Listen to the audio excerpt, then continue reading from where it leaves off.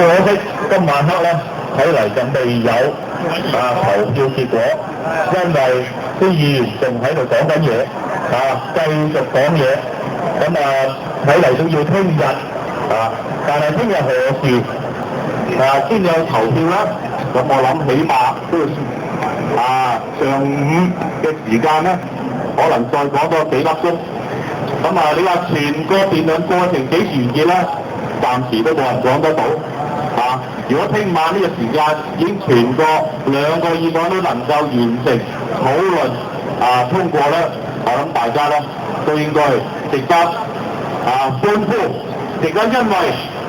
呢個兩個嘅議案嘅通過，就標誌住我哋香港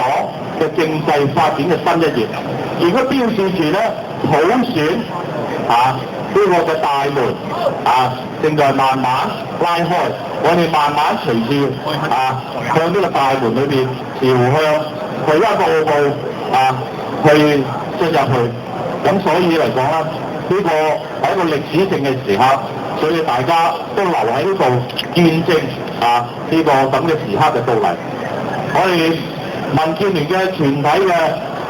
立法會議員，我哋一定會全力以赴去堅持到最後，然後咧爭取政制方案得以通過。多謝大家嘅支持。